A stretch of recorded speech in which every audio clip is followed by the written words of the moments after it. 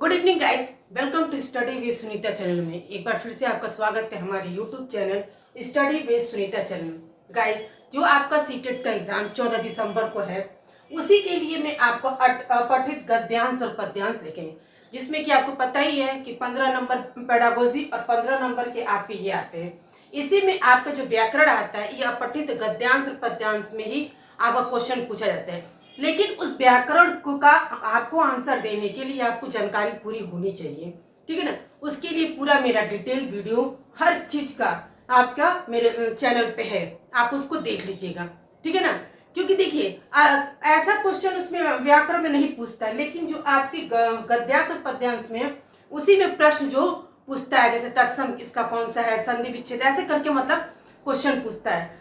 तो आपको अपठित पद्यांश और गद्यांश के लिए आपको अभ्यास की जरूरत है, ठीक है ना।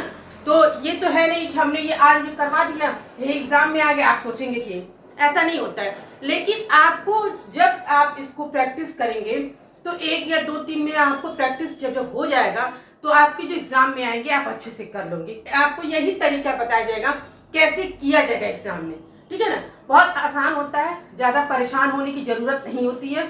बस आपको ये देखिए कि देखिए जो आपके पद्यांश ये रहते हैं, जो आपके गद्यांश ये, उसका आंसर उसी में रहता है। बस आपको ढूंढना रहता है और सही से आंसर उसका देना रहता है। चलिए स्टार्ट करते हैं। देखिए ये आपका गद्यांश है, ठीक है ना। तो सबसे पहले हम ये ट्रिक कर लेंगे किसके बारे में ये बात हो रहा है। तो इसमें पहला मुद्दा है जो है, मतलब पहली जो बात है, यहाँ गांधी जी, हम यहाँ पे गांधी जी के बारे में बात कर रहे हैं, ठीक है ना। तो देखिए अभी मैंने सिर्फ यहाँ पे वो गद्यांश लिखा है, इसके बाद आपको प्रश्न में लिख के उस पर बताऊंगी इसमें से कैसा कैसा प्रश्न पूछा जा सकता है या पूछा गया है, ठीक है ना। तो सबसे पहले हम गद्यांश को पढ़ लेते हैं, समझ लेते हैं और अपने दिमाग में बैठा लेते हैं कि क्या क्वेश्चन पूछ सकता है, क्या पूछा जाएगा, ठीक है। तो मैं उस चीज को पहले अंडरलाइन कर लेती हूँ जिसके बारे में यहाँ बात कही गई है, ठीक है ना। जैसे गांधी जी, यहाँ सारी बातें जो है गांधी जी के बारे में कही गई है, ठीक है ना। और किस चीज के बारे में, सामाजिक और सामूहिक जीवन, ठीक है ना, इसको भी अंडरलाइन करते हैं। अब हम जो भी पढ़ेंगे इन्हीं से संबंधित बात होगी। तो आप पहले जब कोई चीज पढ़िएगा तो सबसे पहले तो एक काम आप करिएगा, जब भी आप गद्यांश पढ़िएगा तो देखिएगा जब बड़ा टॉपिक है तो जाहिर सी बात है गद्यांश का बड़ा टॉपिक होगा ही। पद्यांश में आपके 4-5 ज्यादा से ज्यादा 7-8 लाइन का होता है, लेकिन गद्यांश तो पूरा एक पैरा होता है। तो उसको पढ़ने से पहले आप क्वेश्चन पढ़ लीजिएगा, पहले क्वेश्चन पढ़ के देख लीजिएगा कि क्या है क्वेश्चन में। क्वेश्चन पढ़ने के बाद आप उसको पैरा पढ़िएगा तो ज्यादा बेहतर होगा, ठीक है ना।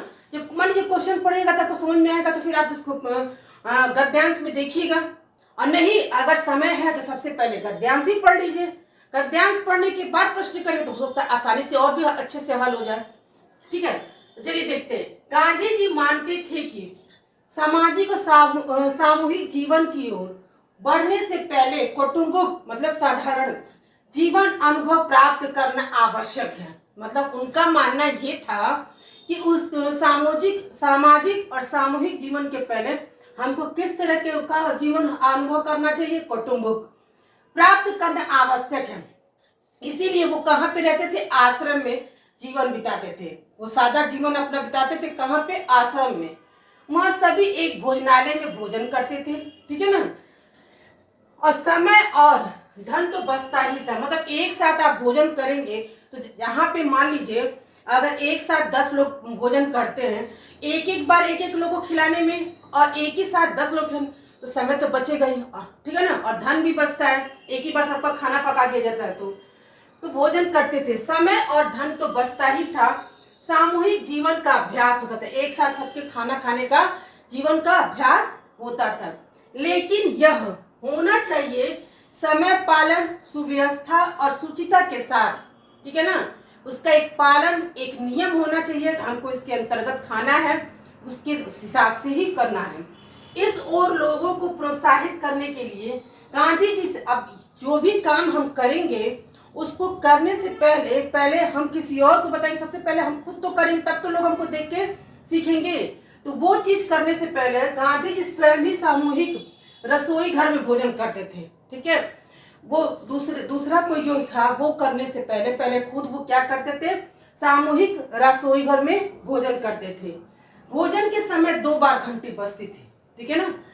जो दूसरी घंटी बजने पर भोजनालय नहीं पहुंच पाता था। एक बार भोजन बजा के घंटी बजा के बता दिया जाता था खाना के लिए, और जो दूसरी बार घंटी बजती थी तो ठीक है ना, तो भोजनालय जो मतलब भोजनालय मतलब जहाँ खाना खिलाया जाता था, वो जब नहीं पहुंच पाता था उसे दूसरी पंक्ति मतलब दूसरे जगह के लिए उसको बरामदे में खड़े रहना पड़ता था कि जब फिर दोबारा बुलाया जाएगा, दोबारा जब वो होगा तभी आना पड़ेगा, इंतजार करना पड़ेगा। ऐसा नहीं है कि आप लेट पहुंचे तो आप पहुंच जाएंगे, ऐसा कुछ नहीं था, ठीक है ना। इंतजार करना पड़ता था। दूसरी घंटी बजते ही जब लोग आते थे और उसे पहुंच जाते थे तो ठीक है, जो नहीं पहुंचते थे उसके बाद दरवाजा बंद हो जाता था। जिसके बाद आने वाले अंदर घुसने नहीं पाते थे, समय के बाद जो आएगा वो अंदर नहीं घुस पाता था। एक दिन यही गलती गांधी जी से भी हो गई, वो पिछड़ गए। जब वो वहां पहुंचे तो बापू बरामदे में खड़े हैं। अब बापू बरामदे में कौन? बापू कौन? गांधी जी ने हरि भाव वहां का जो करता धरता है, उन्होंने देखा कि बापू जी तो बरामदे में खड़े हैं, तो उन्होंने क्या विनय किया, बापू जी आज आप गुनाहगारों के कटघरे में हो गए। मतलब जो इंसान दूसरों की शिक्षा दे रहा था तो वो खुद ही गुनाहगारों के कटघरे में खड़े हो गए। तो गांधी जी खिलखिलाकर हंसने लगे, बोले कानून तो सबके लिए होता है, ठीक है ना। तो उन्होंने क्या कहा, हरिभाव ने कहा बैठने के लिए क्या कुर्सी लाऊं, बेंच लाऊं? तो उन्होंने ना कहा नहीं, इसकी जरूरत नहीं, सजा पूरी भुगतनी चाहिए, उसी में हमको सच्चा आनंद है। मतलब अगर मान लीजिए आप खुद सोचिए, जो उन्होंने नियम बनाया था अगर वो खुद नहीं पालन करते तो अगला पालन करता नहीं, इसीलिए वो अपने पे खुद वो पालन करते थे। और वो लेकिन हरिभाव को देखने में वो बहुत मतलब आश्चर्य जैसा हुआ कि अरे भाई गांधी जी से ऐसी गलती हो गई, इसलिए उन्होंने मतलब उनको पूछा कुर्सियों के लिए, उन्होंने मना कर दिया, ठीक है ना। ये आपके पैसेज थे। अब आपको पैसे से पढ़ने में, आपको देखिए मैंने आपको पैसेज पढ़ाया, मुझे भी समझ में आया, आपको भी समझ में आ गया होगा। अब इससे संबंधित जो प्रश्न होगा आप बहुत अच्छे से कर लेंगे। चलिए इसका प्रश्न हम करते हैं।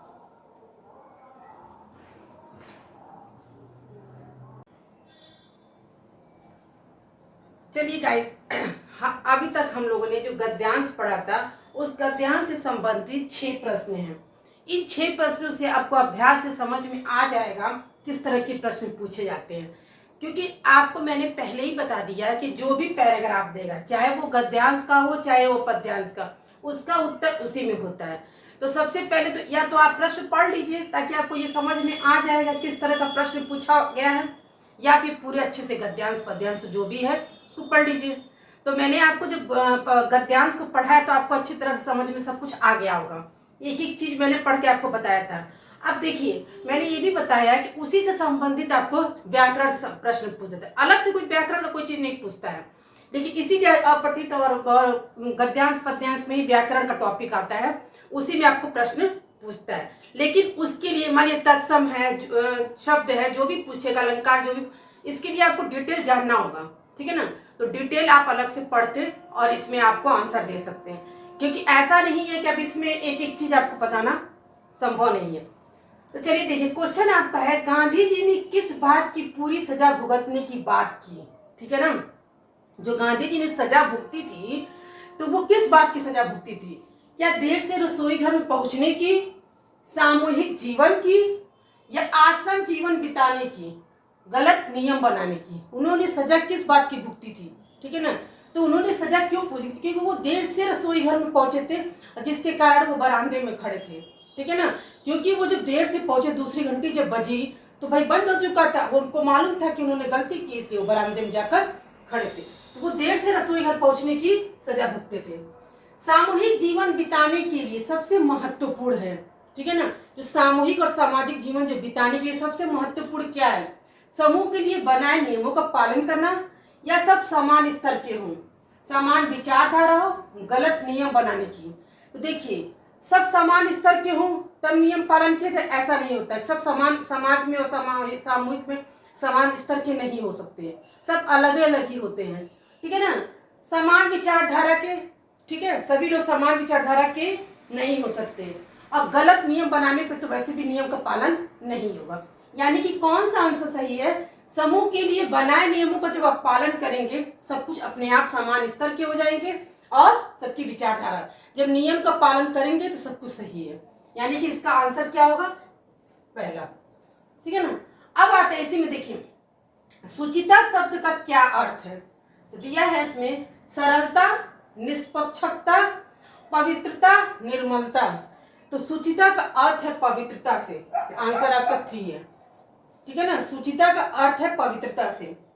इनमें से कौन सा एक प्रत्यय का उदाहरण है? जैसा कि मैंने बताया व्याकरण से संबंधित इसी में आता है। अब इसमें देखिए, तो इसमें मान लीजिए प्रत्यय पूछा है, किसी किसी पैसेज में आपको उपसर्ग पूछता है, फिर अलंकार पूछता है, संधि, इसी तरह से पूछता है। लेकिन उन सब को जानने के लिए आपको डिटेल पढ़ना पड़ेगा।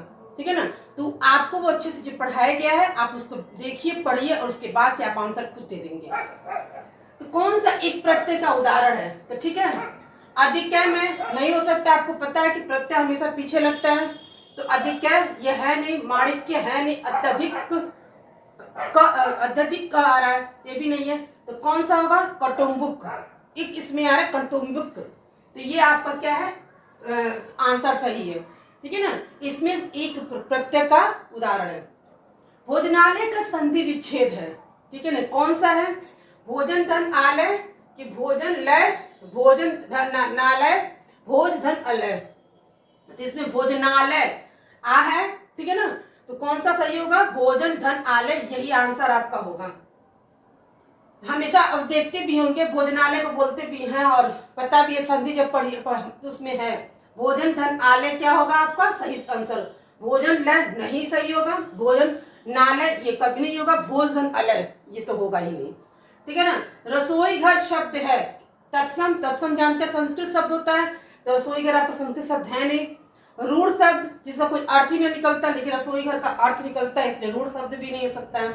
योग रूढ़ जिसमें क्या भाई तो विशेष अर्थ निकलता है, ज्यादातर भगवानों से संबंधित होता है, नहीं कोई मतलब नहीं, लेकिन विशेष इसके अर्थ निकलते थे, इसका नहीं। यौगिक यानी कि इन 2 शब्द है, इसमें रसोई भी है घर भी है, इन दोनों शब्द का अर्थ निकलता है। तो इन दोनों शब्द का एक विशेष अर्थ क्या निकलता है? रसोई घर जहाँ पे खाना बनाया जाता है, यानी कि यौगिक शब्द योग होगा। अब आई थिंक आपको समझ में आ गया हो, क्योंकि मैंने क्वेश्चन को सही से अच्छे से आपको करवा दिया। एक बार फिर से आप समझ लीजिए, गांधी जी ने किस बात की पूरी सजा भुगतने की थी? भाई वो देर से रसोई घर में पहुंचे थे। ठीक है ना। सामूहिक जीवन बिताने के लिए सबसे महत्वपूर्ण है समूह के लिए बनाए नियमों का पालन करना। सुचिता शब्द का अर्थ है पवित्रता। एक प्रत्यय इसमें आया कौटुंबिक। भोजनालय का संधि विच्छेद भोजन धन आलय। रसोई घर शब्द है यौगिक। गाइस ये देखिए, ये आपके जो है सीटेट के जो अपठित गद्यांश के मैंने प्रैक्टिस करवाई है। प्रैक्टिस करने से ही सब कुछ संभव है और यही आपके एग्जाम में काम आएगा। ठीक है ना। आपको कोई भी पूरे YouTube पे ऐसा नहीं है कि कोई आपको जो गद्यांश और पद्यांश पढ़ा दे वही एग्जाम में आता है। सभी लोग अभ्यास कराते, अभ्यास के तहत ही सब कुछ संभव है। मिलते हैं नेक्स्ट वीडियो में।